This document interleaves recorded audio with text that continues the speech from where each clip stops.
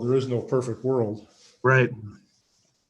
And just as a reminder, before I answer your question, you know, we are here in a great amount of what we want to spend our time on here is making sure we emphasize the racial injustices that are being experienced by our Black population.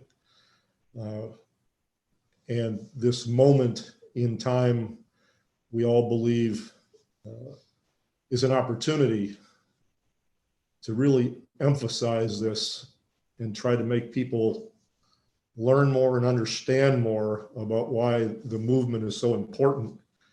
And there's no time to wait. It's already been too long. And having said that, I just bring up an example. I had no knowledge of this. I'm sure that most people did not, even most of the Black population possibly. As recently as 1930, Marion, Indiana, 3 young Black men were jailed. I believe they were 18, 19, and 16 years old, if I remember correctly, from what I read. And they were jailed because it was stated that they had murdered a white man and assaulted a white woman. And so that evening, about 9:30 at night, about 5 to 10,000, not 50 or 500, 5 to 10,000 white people, basically about half of the city's population, stormed a jail, pulled them out, pulled 2 of them out, tortured them, beat them, hung them from trees, and left them there for hours to be ogled at by the white population. This is 1930. This isn't 1650 or 1702. This is 1930. 19 years before I was born in that century. I'm just amazed by it. They went back for the 3rd young Black man, and someone in the crowd saved him by saying he was innocent. The NAACP investigated, took photos, because obviously it was easy to see all the people and take pictures, and about 27 of them were indicted, but white juries found them all innocent. Nobody paid for the crimes.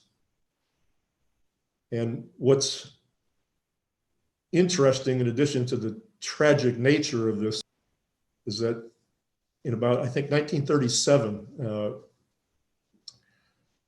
the photo of them hanging from the tree became relatively iconic, with the men, women, and children, white people, staring up at the bodies, you know, in approval and in enjoyment.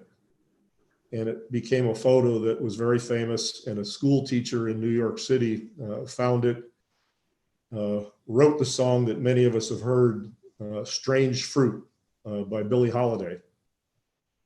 And it became one of her most important and popular songs. And just the name, Strange Fruit, is just a sickening thought. So I read that and then learned that, you know, between the Civil War in 1950, there were 6,500 lynchings. 6,500. Think about your family. Think about your ancestors. Imagine one. That's 2 per week for 9 decades.